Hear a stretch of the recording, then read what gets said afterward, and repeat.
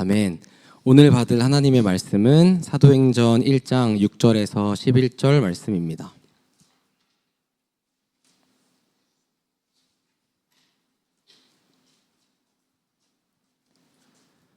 사도행전 1장 6절에서 11절까지의 말씀, 우리 한 절씩 교독하도록 하겠습니다. 사도행전 1장 6절에서 11절 말씀, 우리 다 같이 교독하여 읽겠습니다. 제가 먼저 읽겠습니다. 그들이 모였을 때에 예수께 여쭈어 이르되 주께서 이스라엘 나라를 회복하심이 이때니까 하니,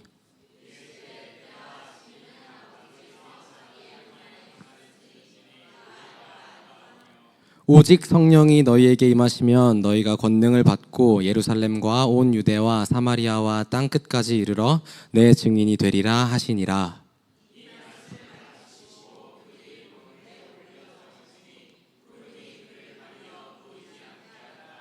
2절 함께 읽습니다. 올라가실 때 제자들이 자세히 하늘을 쳐다보고 있는데 흰옷 입은 두 사람이 그들 곁에 서서 이르되 갈릴리 사람들아 어찌하여 서서 하늘을 쳐다보느냐. 너희 가운데서 하늘로 올려지시니 예수는 하늘로 가심을 본 그대로 오시리라 하였느니라. 아멘. 목사님 말씀 전해주시겠습니다.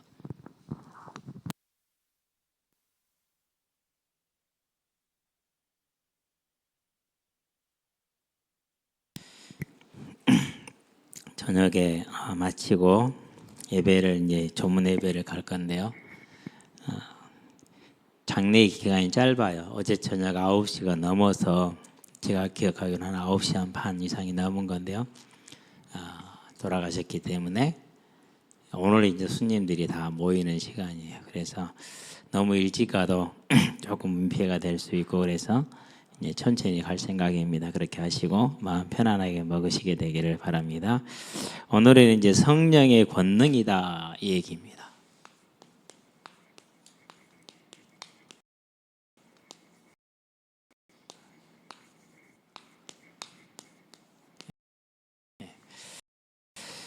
항상 기억해야 될 것은 성경에 따르면은 예수님께서 부활하시고 40일 동안 제자들과 함께 있었죠. 그리고 40일이 돼서 이제 하늘로 올라가십니다. 하늘 저 어디를 말하는 게 아닙니다. 물론 눈앞에서 올려지시긴 했습니다만은 다시 오실 겁니다. 여기로. 그러면은 이제 뭐가 사실입니까? 분명히 하나님이 계시는 것과 그분이 다시 오셔서 이루게 될 천국이 사실이라는 거죠. 사람은 다 죽습니까? 죄 때문에 죽습니다. 그러는데 그 죽음으로 끝나는 게 아닙니다. 반드시 그 죽음 이후에는 영원한 삶이 기다리고 있습니다. 선한 일을 행한 자, 곧 예수님을 믿은 자들입니다. 얘는 생명의 부활을 얻게 됩니다. 악한 일을 한 자는 곧 예수를 믿지 않은 자들이죠. 얼마나 악합니까 그게. 일단은 숨쉬는 공기가 어디서 옵니까? 뭐 과학자들이 정확하게 계산을 했는지는 몰라요. 가이아 가설이라는 게 있죠. 지구상에서 존재하는 생명체가 살 수 있는 산소량이 스스로 만들어지지가 않는다라는 겁니다. 식물이 광합성을 해서 내뱉는 산소량이 있죠.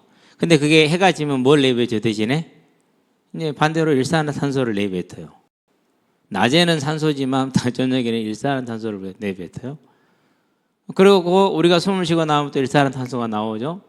그러니까 우리가 필요한 산소량이 모자라고 우리가 내뱉는 일산화탄소를 소화를 못한다는 거예요. 생명에 필요한 산소는 모자라고 그리고 또 생명을 해치는 일산화탄소를 해소를 못한다는 겁니다.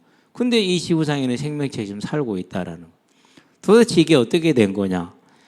땅 스스로가, 가이아가 땅의 신이죠. 잘 모르겠습니다만 그런 것 같아요. 스스로가 조절을 하는갑다라고 소설을 쓰지요. 가장 과학적이지 않은 가설이죠. 그러니까 가장 과학적인 걸 결과를 가지고 이름을 그렇게 붙였어요. 분명히 사도행전 17장 25절에는 생명과 호흡을 주신다고 얘기를 했어요. 그 하나님이 살아 계시다라는 것. 그리고 우리는 그 하나님 앞에 서게 될 거라는 사실입니다. 그러면 오늘 내가 어떻게 살 것인가? 저와 여러분은 이게 발견되어지고 믿어지는 은혜가 있게 되기를 바랍니다. 이건 은혜예요. 보여줘도 안 돼요. 보여줘도 안 돼요. 예. 눈앞에서 하나님이 오셔도 안 돼요. 예.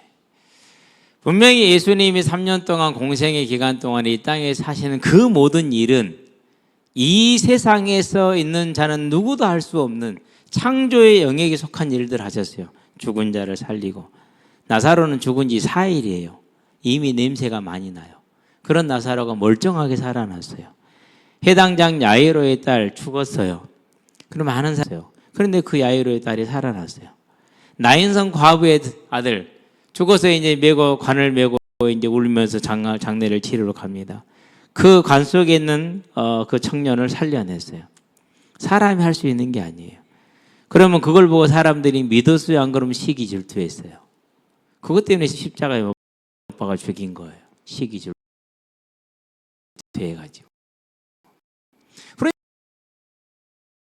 그러니까 우리가 하나님 오신다고 믿는 오실 것과 그리고 영원한 생명과 영원한 형벌이 있다는 사실을 믿고 아는 것은 은혜이다. 저와 여러분 이게 믿어지는 은혜가 있게 되길 바랍니다. 그래서 저는 개인적으로 기도할 때 가장 많이 하는 기도가 뭐냐 이겁니다. 하나님 은혜 주시옵소서. 이 사실이 보여지고 믿어지고 들려지는 은혜가 있게 하여 주시옵소서. 새도 걱정하지 않는 먹고 사는 문제에 매달려가지고 아웅다웅하는 그런 미련한 삶을 떠날 수 있게 하여 주시옵소서. 걱정하지 않는 사람을 왜 사람이 걱정합니까? 돼지도 걱정하지 않는 사람을 왜 사람이 걱정합니까? 그러잖아요. 답답하다니까요. 네. 오늘도요, 이제 우리 오리들, 기러기들 물이 떨어졌어요. 근데 물을 제가 한 푹 채워줬어요. 영하의 날씨에 글이 들어가가지고 그냥 막 목욕을 하고 그냥 난리를 쫓아냈어요. 야, 물 없는데 네가 그걸 다 들어서 막 날개 치니까 다 떨어져 나갈 거 아니에요. 그 기러기가 단 한 번도 먹는 걱정하는 걸 못 봤어. 그냥 주어지면 배 터질 때까지 먹어. 이 주머니가 당에 끌려요. 막 그러고도 먹어요.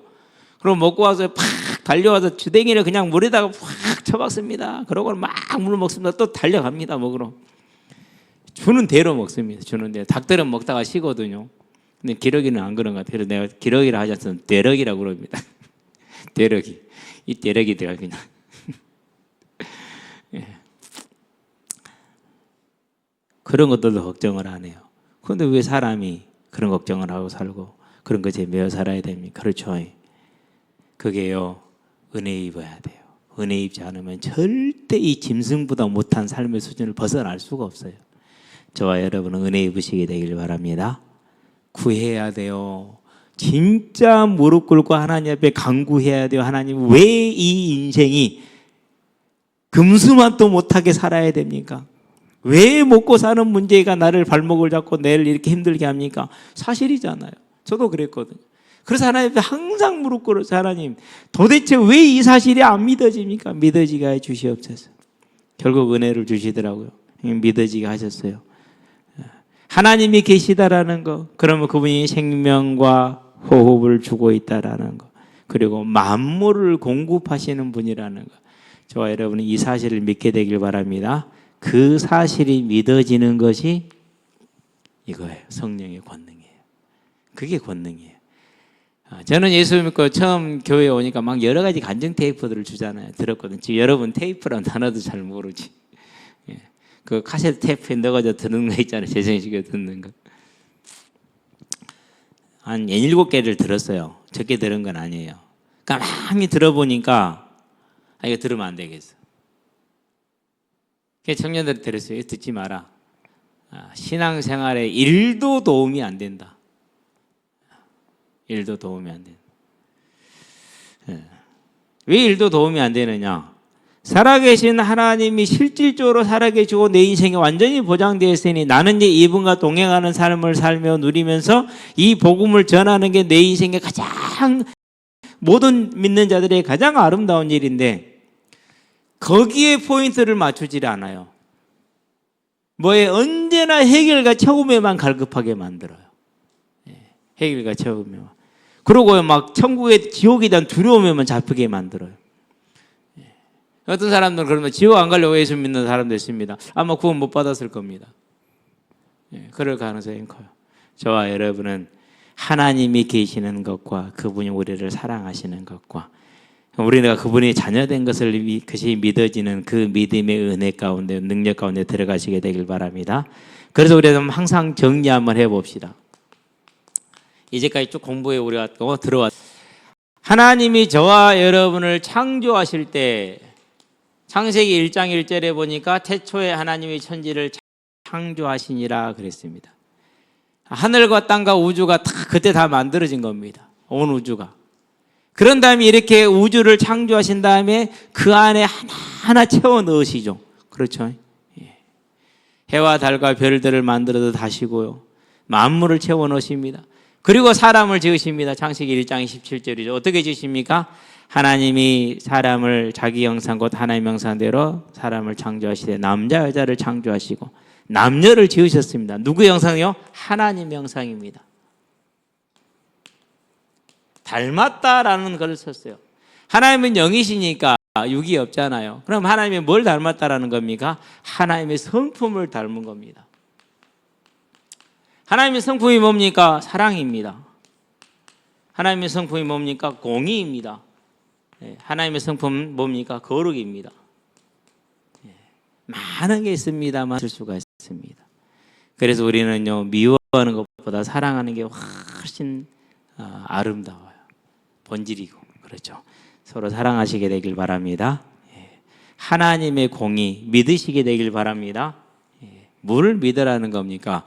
내가 이 땅에서 하나님을 사랑하여 행하는 모든 것들은 냉수 한 그릇도 잃어버리지 않고 하나님이 나중에 영원한 상급으로 약속하셨어요.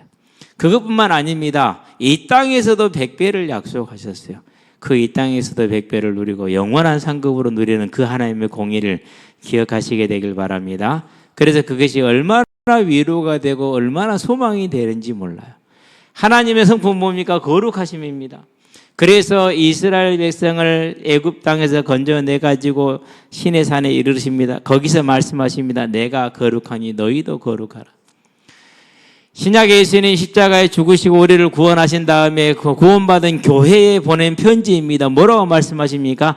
너희를 향한 하나님의 뜻은 이것이니 너희의 거룩이라 곧 음란을 피하고 그렇게 얘기를 합니다. 저와 여러분은 그 하나님의 거룩한 성품으로 지음을 받았어요. 그러면은 이런 성품을 가지고 있으니까 어떻게 되는 겁니까? 그래서 이런 성품을 가진 자에게 세상을 다스리겠습니다. 다스리면 생육하고 번성하여 땅에 충만하고 땅을 다스리가 정복하라 이렇게 얘기하죠. 그러면 29장의 29절에 보니까 모든 푸른 채소들과 과일을 맺는 열매들이 다 우리의 식량이 되게 있어요. 먹는 것, 입는 것 다 끝내준 거죠. 자, 이런 우리에게 뭘 주십니까? 창세기 보니까 2장 23절에서 25절에 내 뼈 중에 뼈요 살 중에 살이라는 아름다운 가정을 주죠. 그래서 성은 양성입니다. 미국처럼 50까지 60까지 성이 있는 게 아닙니다. 그런 베려먹을 나라가 어디 있습니까 도대체. 곧 망할 겁니다. 그 나라는. 그래도 믿음의 사람들이 있는 건 맞는데요. 요즘은 또 그렇다네요. 이렇게 정치화되지 않으면 성도들이 다 움직여 버린다네요. 우리도 그럴 가능성이 커졌습니다만은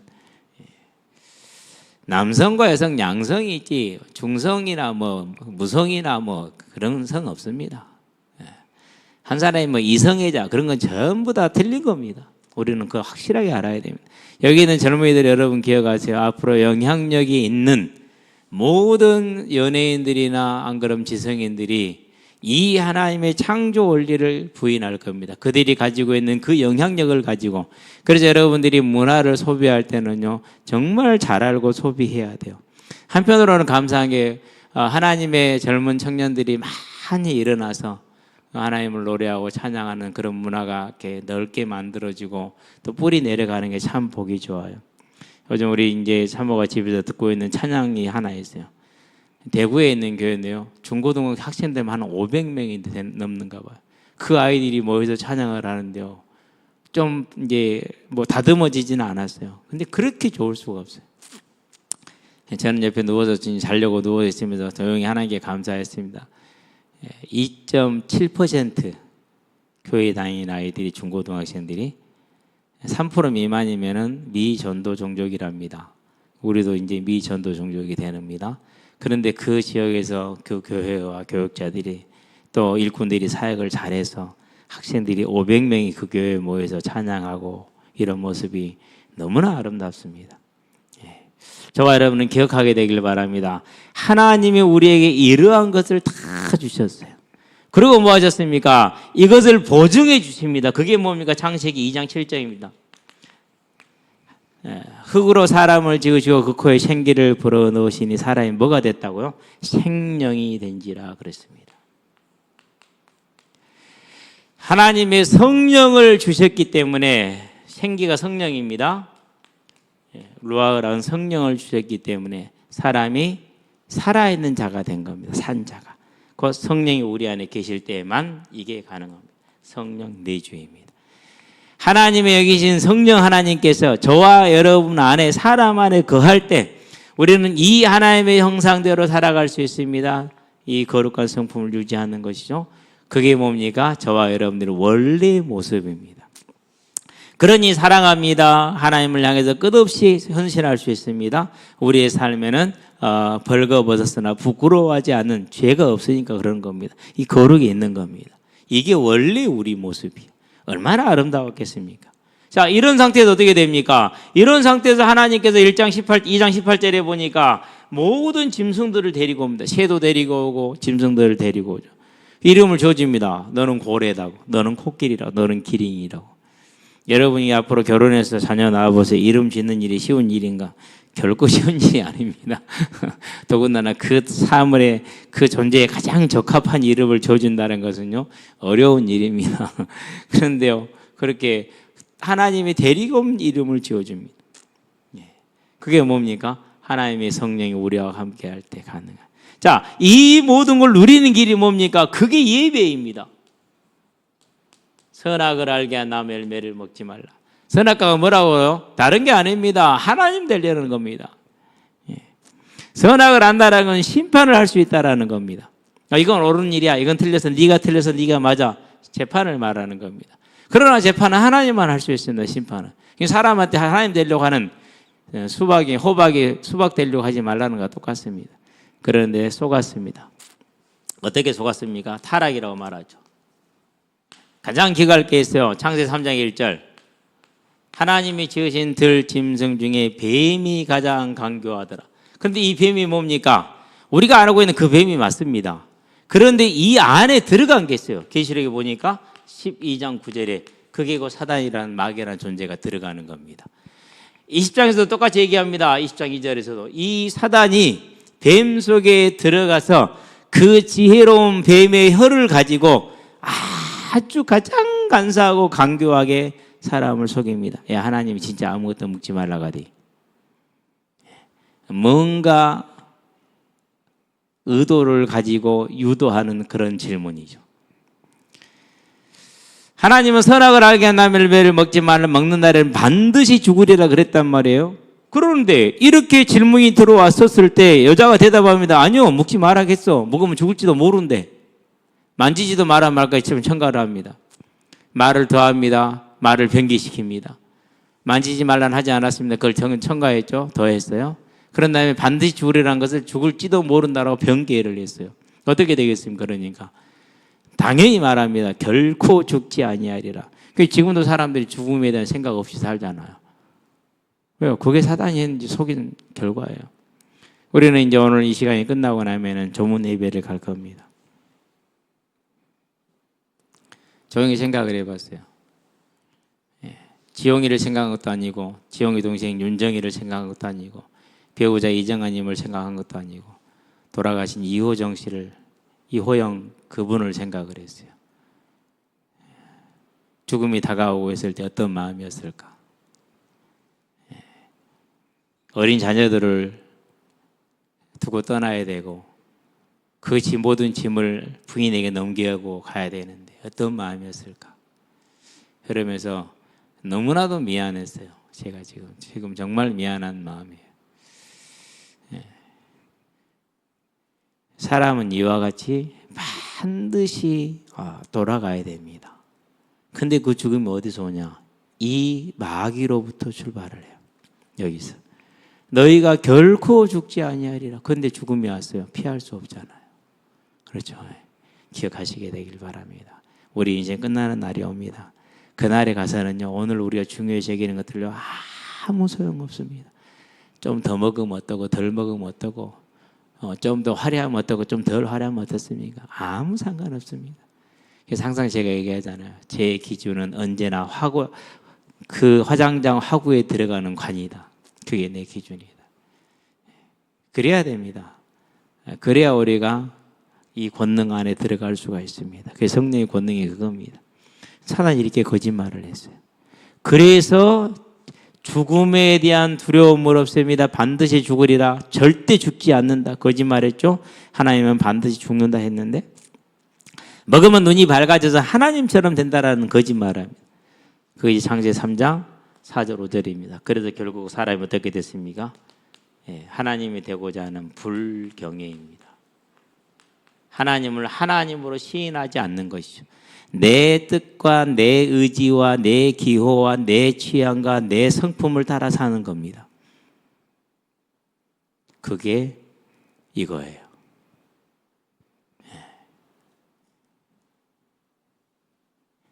그래서 네 적성을 찾아라 이렇게 교회에서 얘기들을 많이 하더라고요. 저는 거기에 대해서 그건 세상에서 하는 말 아니냐? 아니지. 하나님이 나를 부르시는 소리를 들어야 됩니다. 하나님이 나를 부르는 소리가 있어요. 물론 절대로 적성을 무시하지 않아요. 그런데 적성을 가져가면 저는요, 이 자리에 설 수 없는 사람이에요. 그래서 저를 가장 오래 지켜보신 목사님이 저한테 얘기했어요. 너는 아니라고. 자격이 안 된다고 그랬어요. 물론 인간적으로 분명히 저는 그 말에 동감을 하고 인정을 해요. 그런데 내가 하고자 한 거 아니에요. 밀려서 하시라 해서 할 수밖에 없는 것이지. 그래서요, 그것이 불경이에요. 적성을 따라서, 성품을 따라서, 재능을 따라서 산다. 내가 하고 싶은 걸 하면서 산다. 그게 아니에요. 하나님은요, 그를 경외하는 자에게요, 가장 선하고 아름다운 것으로 채우세요. 그러는데 사람이 하나님을 떠나버리니까 그때부터 이제 그런 게 필요한 겁니다. 이게 불경이에요. 이걸 원죄라고 그래요. 이 불경이로 어떻게 됐습니까? 저와 여러분들에게는 하나님을 알지 못하고 죄를 좋아하는 악한 성품이 생깁니다. 이때부터. 그게 뭡니까? 하나님이 내게 주셔서 함께하게 한 저 여자 때문에 제가 먹었습니다. 이런 겁니다. 여자한테 묻습니다. 너는 왜 그랬냐 그랬더니 배임이 나를 꼬셨으므로 내가 먹었습니다. 뭐 하지 않습니까? 남자도 여자도 내가 하나님을 버렸습니다라는 죄에 대해서 회개가 없고 인정이 없습니다. 우리가 그렇습니다. 뭐 저도 그렇게 여러분도 다 그럴 겁니다. 그게 뭐예요? 죄성이라는 남아있는 성품이에요. 이것은 우리가 죽어야 끝나는 문제입니다. 그렇게 이 땅을 사는 날 내내 우리에게 남아서 우리를 괴롭힙니다. 그래서 뭐 해야 됩니까? 이 죄성으로 말미암아 넘어진 내 삶을 하나님 앞에 내어놓고 회개해야 됩니다. 죄성으로 나를 넘어지게 할 때 내가 이것을 버티고 싸우고 이겨야 됩니다. 너무너무 어려워요. 너무나도 자연스럽게 찾아오기 때문에. 그러죠. 남자들은 제일 많이 나올 때가 언제입니까? 축구할 때 절대 지려고 하지 않죠. 뭐 경기 같은 거 할 때 지려고 하지 않죠. 못 집니다. 성품이 그래요, 다들. 다 여기서 출발하는 것들이에요. 지려고 하지를 못해. 지금도 그러더라고요. 제가 저를 보니까. 지금은 이제 안 다치는 게 목표이기 때문에 살살살 피하면서 안 다치게 합니다. 그렇다고 해서 뭐 편안하게 가게 주거나 골 넣게 놔두느냐, 그렇지는 않습니다. 제가 뭐 내가 안 밀어주면 누가 밀어줍니까? 내가 열심히 밀어줘야 되잖아요. 밀어주고요. 또 내가 안 땡겨주면 누가 땡겨줍니까? 내가 땡겨주고요. 밀고 땡기고 잘합니다. 근데 가끔가다 미안할 때서 나는 힘을 안 썼거든요. 근데 본인이 힘써가지고 막 날아가는 경우가 있어요. 그러면 속으로 생각합니다. 아, 그게 판단이 안 되냐. 이미 글러버렸는데 그걸 왜 악을 써도 다치게 그렇게 하려고 하고 그러냐고. 그냥 포기하지. 근데 이런 성품이 왔어요. 죄성이죠. 그렇죠. 그래서 그 죄성을 따라 삽니다. 어떻게 삽니까? 그것이 이런 모습입니다. 갈라디아서이죠. 5장입니다. 19절에서 21절입니다. 뭔가 죄를 다 나열이 되어 있죠. 이렇게 살아갑니다. 디모데후서입니다. 3장입니다. 1절에서 5절입니다. 자기를 사랑하며 자긍하며 교만하며 용서하지 않으며 온통함을 풀지 않냐며 돈을 사랑하고 이렇게 살아갑니다. 이러한 삶을 살 수밖에 없고 살아야만 됩니다. 힘들겠습니까? 안 힘들겠습니까? 힘들겠죠. 로마서에서 이렇게 보니까 이렇게 얘기합니다. 1장입니다. 18절에서 23절. 하나님을 압니다. 하나님을 알 때 감사하지 않습니다. 영화롭게 하지 않습니다. 왜요? 모든 만물을 보면 하나님을 알 수밖에 없다고 그렇게 얘기를 했거든요. 그러니까 과학적인 지식은 다 하나님을 아는 지식입니다. 왜 그렇습니까? 그거 어떻게 자유롭게 챙길 수 있어요? 우리가 과학으로 찾아낸 것들이 그냥 하늘에 뚝 떨어졌어요? 설계자가 했다는 소리 아니에요. 그렇게 설계한 자가. 그러니까 지식은 곧 하나님을 말해. 그런데 감사해야 안 해요? 안 하잖아요. 그죠? 이러한 삶을, 타락한 삶을 살아요. 그리고 결과가 어떻게 됩니까? 이 타락의 결과는. 타락의 결과는 계시록에 보니까 20장 11절에서 15절에 그게 뭐 영원한 지옥이요. 그냥 지옥이 아니에요. 책에 기록된 대로요. 기록된 그대로 심판을 받습니다. 생명책도 있고 다른 책도 있습니다. 그 다른 책은 불신자들의 죄악이 기록된 책이죠. 그렇죠. 증거가 뭡니까? 그 증거가 역사서입니다. 열왕기. 열왕기에 보면은 왕들의 죄악이 기록되어 있어요? 안 되어 있어요? 다 되어 있죠. 증거예요. 그게. 보여주는 겁니다. 우리에게. 그러면 뒤집어서 생각하면 뭡니까? 우리의 생명책에 뭐가 기록되고 있는지를 볼 수가 있죠. 심지어는 이런 사람도 있어요. 교회 다니는데 지옥 가는 사람이 있어요. 마태복음 7장 23절 22절에 보니까 주여 우리가 주의 이름으로 귀신을 쫓아내고 병자를 고치고 죽은 자를 살리며 많은 이적을 행하고 말씀을 전하였나이다. 이렇게 얘기를 합니다. 23절에 주님이 뭐라고 그럽니까? 내가 너희를 모르는데 불법을 행하는 자들 나를 떠나가라 이렇게 얘기합니다. 교회 다니는 사람들을 말합니다. 25장입니다. 41절입니다. 연패하는 자들이 이제 나를 떠나 마귀와 그 사자를 위해 예비된 영영한 지옥불에 들어가라. 그러면서 예수님이 계속해서 말씀하십니다. 너희는 내가 줄일 때 나에게 먹을 걸 주지 않았고 내가 병들었을 때 찾아보지 않았고 내가 옥에 갇혔을 때 나를 찾아보지 않았었고 이렇게 쭉 얘기를 하십니다. 그러니까 그들이 말하는 우리가 언제 주님을 공개하지 않았습니까? 우리는 안 열심히 했습니다. 이렇게 얘기를 합니다. 딱 교회를 다녔다는 소리거든요. 저는 이걸 보면서요. 이거 불신자인 줄 알았어요. 아니요. 교회 다니는 불신자예요. 그래서 로마서에 보니까 9장이죠. 9장 16절에 원하는 자로 말미암음도 아니요 다른 박제라는 자로 말미암음도 아니라 하나님께로 말미암은 자니라. 믿음의 은혜가 저와 여러분에게 있게 되기를 바랍니다. 얼마나 이 사람들이 원했겠어요. 그죠? 근데 안 돼요. 안 돼. 그래서 우리가 우리 주변에요 정말 교회에 다니면서 신천지나 이런 사람들 보세요. 얼마나 확신이 있습니까? 세상에 그보다도 확신 있는 사람들 드물걸요. 확신은 주관적인 것이지 그 확신이 구원을 보장하는 것 아닙니다. 내가 믿는다고 해서 그것이 구원을 확증하는 게 아닙니다. 하나님의 택하심이 있어야 되는 겁니다. 누가요 다락방에 있다가 이제 나온 청년의 간증이라고 올렸어요. 이름이 국경주야. 경주네. 제가 아는 아이예요. 그 오빠도 제가 알아요. 아버지도 알아요. 엄마 얼굴은 가물가물해요. 근데 이 아이가 하는 얘기를 쭉 듣고 있는데 아버지가 신천지 갔다네. 그래서 신천지에 빠진 줄 알았어요.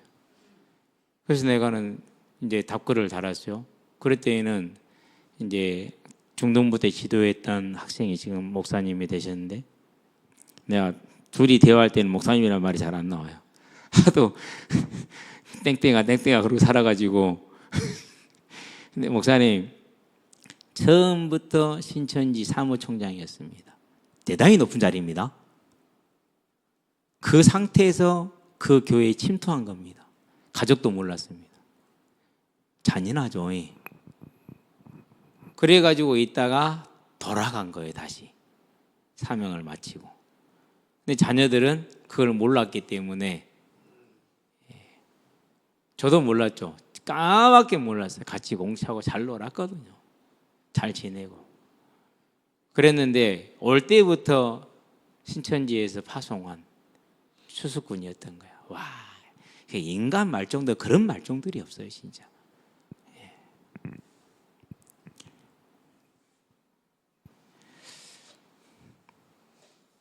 근데 그 청년의 간증이 그래요. 이 얘기를 해요. 내가 갖는 확신이 구원을 보장하는 걸로 알았고 확신했고 자부심을 가졌다.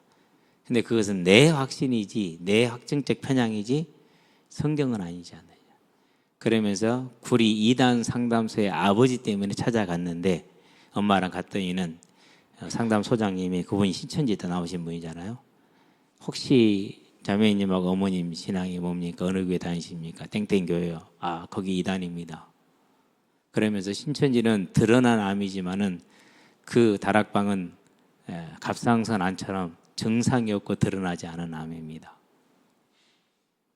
그렇게 알려주더래요. 그래서 그제서야 그러면서 설명을 해주면서 인천에 가면 이 목사님이 다락방 전문 상담 목사님이시니까 가시라고. 그래서 인천으로 가는 거예요. 이제. 가서 그 목사님을 만났어요. 이제 조목조목 짚어주신 거예요.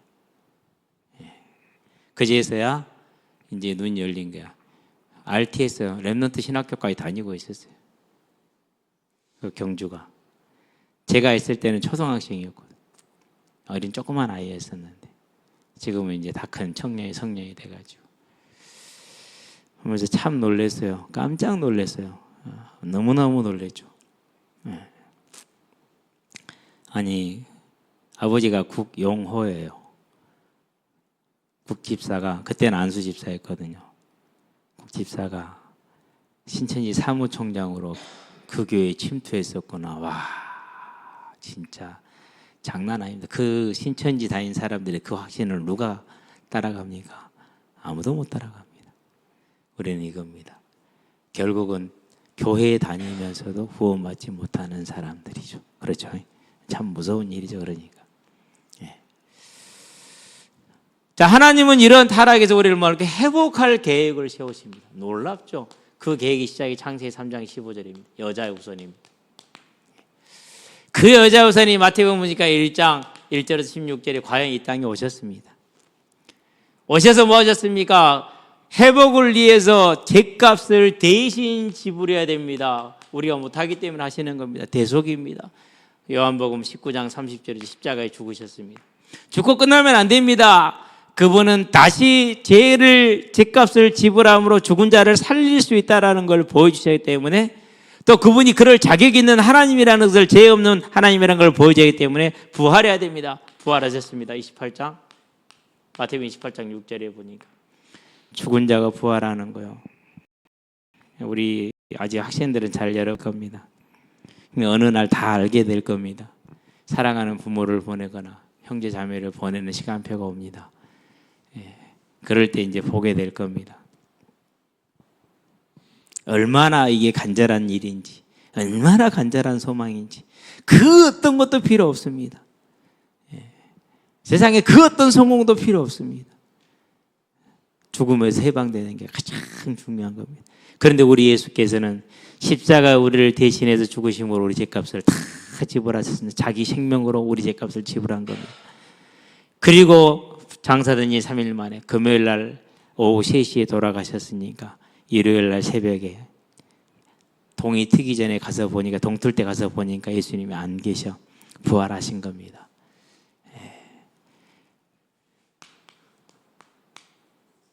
이제 우리는 뭐 하면 됩니까? 이 사실을 뭐 하면 됩니까? 믿기만 하면 되는 것입니다. 믿기만. 로마서 10장 9절에서 11절에 보니까 10절부터 보니까 뭐라고 그럽니까?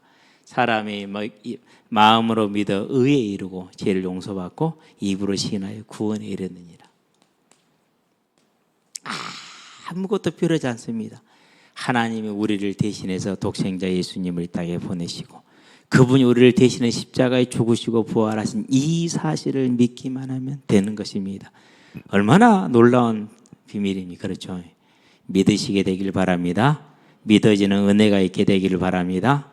그래서 말합니다. 요한복음입니다. 1장입니다. 11절부터 13절입니다. 자기 땅에 오매 자기 백성이 영접하지 아니하였으나 영접하는 자 곧 그 이름을 믿는 자들에게는 하나님의 자녀가 되는 권세를 주셨으니 이랬습니다. 저와 여러분 예수를 믿게 되길 바랍니다. 믿으시기 바랍니다. 자, 그런데 이렇게 믿는 게 뭐라고요? 이는 혈통으로나 육적으로나 사람의 뜻으로 난 것이 아니요 하나님께로 난 자들이니라. 회복입니다. 무엇으로요? 오직 믿음으로. 자, 이렇게 믿으면은 죄를 용서받습니다. 그리고 생명을 얻습니다. 그 말은 뭘 뜻하는 것이냐? 그 말은 저와 여러분 안에 성령 하나님께서 다시 오셨다는 얘기입니다. 너희를 고아처럼 버려두지 않고 처음 창조되었던 그 살아있는 영으로 생명으로 바뀐 겁니다. 성령이 내주하신 것입니다. 성령 내주. 그러면 이제 이 살아계신 성령 하나님께서 우리 안에 오셨으니까 그분이 저와 여러분의 삶에 뭐가 되시는 겁니까? 주인이 되게 하시게 되길 바랍니다. 이 성령이 우리의 삶의 주인으로 계십니다. 그러면 뭐가 임하겠습니까? 이제 그때부터 권능이 임합니다. 어떤 권능이었습니까? 하나님의 형상을 회복한 것을 권능이다라고 말합니다. 그래서 그걸 뭐라고 표현했습니까? 사도행전 1장에서 8절에 오직 성령이 너에게 임하시면 너희가 권능을 받고 예루살렘과 온 유대와 사마리아와 땅끝까지 이르러 내 증인이 되리라. 어떤 증인을 말하는 겁니까? 22절에 보니까 부활의 증인입니다. 자, 그러면 부활의 증인이라는 건 부활의 소망을 가진 자를 말합니다. 부활의 소망이에요. 그러면 어떤 삶의 자세를 갖겠습니까? 하나님을 딱 만나고 나니까 내 인생이 이제 끝났구나. 짐이 탁 내려놔지는 거죠. 그러면서 딱 보여요. 뭐가 보이느냐? 하나님이 내가 하는 모든 것들을 아시고 다 그것을 이해하시고 그리고 위로하시고 칭찬하실 것이다. 위로가 탁 오는 거였죠. 위로가 왔어요. 그 위로는 뭘 줬느냐? 이제 내가 하나님의 나라를 위해서 내 인생을 드릴 수 있다. 충성을 탁 주는 거죠. 그래서 그때부터요 하나님의 나라를 위해서 충성하기 시작을 했어요. 누가 가르친 것도 아니에요. 강요한 것도 아니에요. 해야 된다 말한 적 한 사람도 없어 내 주변에는. 왜? 본인들이 그렇게 살기 때문에 그 모습만 보여주면 되잖아요. 주변에 너무 좋은 사람들이 다 교회 안에서. 그건 참 보기 좋더라고요. 같이 열심히 했어요. 오히려 막 끌려다녔어요. 기도에 끌려다니고 전도에 끌려다니고 나보다 더 열심히 했기 때문에. 그런 위로와 충성이 왔어요. 중요한 건 뭡니까? 여러 가지 인생의 일들이 많잖아요. 청년이니까 취직도 해야 되고 결혼도 해야 되고 일이 참 많잖아요. 그렇죠? 그러는데 내게 부활 즉 하나님의 나라가 내가 자녀가 되고 하나님이 나하고 함께 하시잖아요. 그러니까 나는 이제 그런 모든 것을 놓을 수가 있더라고. 힘이 내게 왔어요. 무엇을 먹으며 마시며 내가 무엇을 하고 살 것인가? 이제 그런 생각할 이유가 없어요. 이전에 내가 불신자 때는 그런 고민을 해야 되는데 이제 하나님의 자녀가 됐으니까 그분이 알아서 하실 거야. 그러니까 뭐가 됩니까? 기대가 됩니다. 기대가 되죠. 하나님이 나를 통해서 뭘 하실까? 지금의 이제 목회자의 길을 가고 있으니까 그게 밝히 드러났지만은 청년 때는 그런 게 아니었잖아요. 그러니까 얼마나 궁금하겠습니까? 하나님이 나를 어떻게 쓰실 것인가? 더 궁금한 게 뭐겠습니까? 누가 내 짝이 될까? 안 궁금합니까? 저는 궁금하더라고요. 두 번째 뭐가 있습니까? 그러면은 이 가정에 우리 가정에 보낼 우리 자녀는 누굴까? 얼마나 궁금합니까? 그러니까 그 모든 것들이요, 그렇게 기대가 될 수가 없었어요. 그래서요, 사람들이 막 벌써 뭐 30대 때 막 그러거든요. 나는 그런 사람들 보고 있으면 약간 소망이 좀 문제가 있지 않는 생각이 들어요. 기뻐하세요. 하나님이 나를 향한 계획과 그 뜻이 이루어질 시간표가 다가오잖아요. 하나님이 나를 위해 예비하시고 지금은 그 영광을 받으시는 천국에 들어갈 시간이 가까이 오는 거잖아요. 얼마나 감사한 일, 얼마나 좋은 일입니까? 그래서 그때부터는요, 나이 먹는 게 그렇게 자랑스러울 수가 없었어요. 지금도 그래요. 내년에면 60이요. 이제는 드디어 60이 되는 거예요. 여러분 어떻게 생각할지 모르겠는데 저는요, 기다려져요. 내가 드디어 육자를 바꿀 수 있다니, 와, 이건 어마어마한, 저에게는 성취예요. 어마어마한 성취. 왜요? 저는 이게 있거든요. 큰 성취이고요, 자부심이고요, 감사하고 그래요. 그런 자세로 세상을 사니 구별이 돼요, 안 돼요? 구별되잖아요. 그렇죠? 그걸 가리켜서 구별된 백성이라 말해요. 구별된 백성. 완전히 구별되어 있잖아요. 사람들은 나이 먹은 거 막 슬퍼하고요, 막 그럽니다. 그건 보면 답답해요. 왜 답답하냐? 그 나이 먹으면 이제 그건 알아. 그래도 뭘 모르냐? 죽을 것은 몰라. 뭐 같냐면요, 진짜 바보 같아요. 한 살 먹었던 소리는 그 죽음이 다가왔다는 소리인데 그걸 모르고요, 나이 먹은 것만 거기서만 이렇게 살아요. 그러면 안 되죠. 우리가 뭐 짐승입니까? 앞에 배부르면 끝납니까? 아니잖아요. 눈앞만 보고 사는 게 아니잖아요. 반드시 죽음이 준비된 것과 그 이유도 생각을 해. 돌아갈 거라는데. 근데 예수님 만나올 거 아니야. 나이 먹는 것 자체가 지금 60이 된 게요, 자랑스러워요. 이제 곧 있으면 내년에 2026년 60이 되잖아요. 얼마나 자랑스러운지 몰라요. 하나님이 주신 성령으로 말미암아 이런 소망이 생긴 거죠. 그러니 뭐 할 수 있습니까? 그러니 쉬지 않고 열심히 계속해서 살 수가 있는 겁니다. 그게 권능입니다. 자, 이 성령이 내게 오니까 뭐 할 수 있다고 그랬습니까? 이제는 이 땅과는 전혀 다른 삶을 사는 겁니다. 전혀 다른 삶을. 그래서 뭐 하는 겁니까? 그 삶을 유지하는 것은 다른 데 오죠. 그 기도에서 오는 겁니다. 그래서 이제는 기도하는 삶을 사는 겁니다. 하나님의 성령이 나를 붙드시니까 그분이요, 우리를 이끌어 가시잖아요. 예, 참 감사하죠. 그렇게 교회를 안 오던 경주가요, 오늘 또 교회를 왔어요. 와갖고요, 목사님 우리 라면 8개 먹었어요. 세 놈이 있어. 경주 셋, 태경이 셋, 찬호이 둘. 10개 채우려고 그랬는데요, 아유 배불러서 못 먹겠더라고요. 하고 전화는 안 받아버렸어요. 그래서 이렇게 좀 쉬어야겠길래 노라고. 그러다 또 이제 가는 놈도 있고 계속 남아있는 놈도 있고 그러겠죠. 그렇죠. 예. 뭐 확정된 거죠. 지용이가 금요 찬양 맞는 거 맞습니까? 예. 예. 우리 지용이가 금요 찬양을 맡기로 했답니다. 예. 낙중이가 이제 일요일 오후 찬양으로 옮겨갑니다. 이제 옮겨가고 지용이가 맡습니다. 예. 지금도 기억납니다. 스타킹 딱 신고 반바지 입고 축구화 신고 달려옵니다. 달려가고 이제 공차로 오던 그 6학년 때 그 모습. 그때는 참 날씬했는데 지금은 100kg요.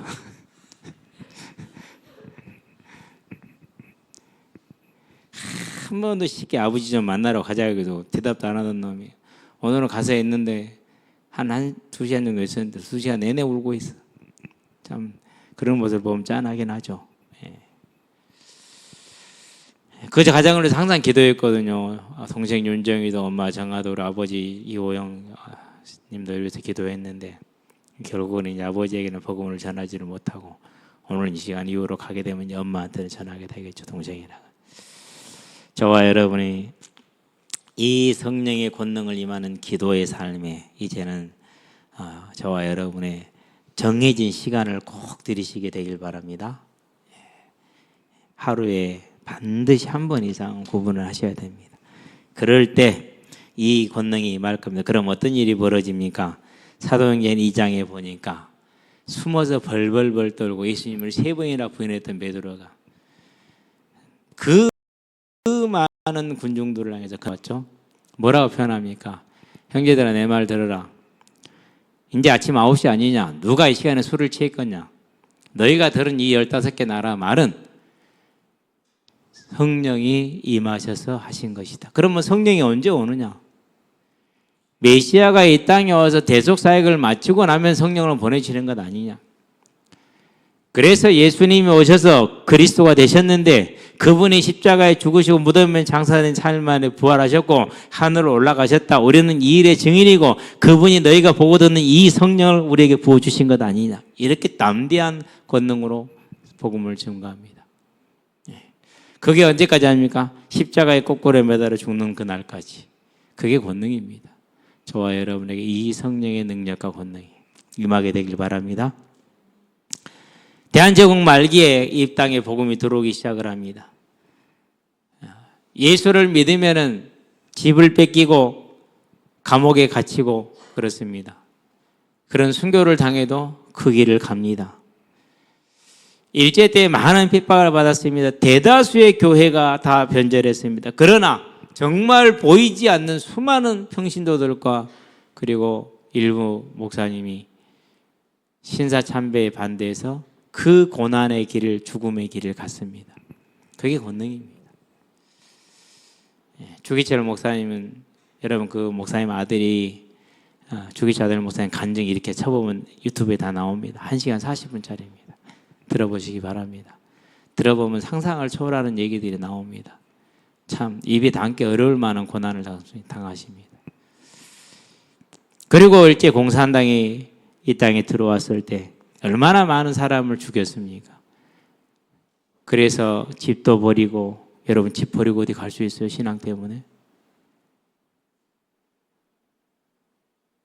피난 온다란 얘기는 그거잖아요.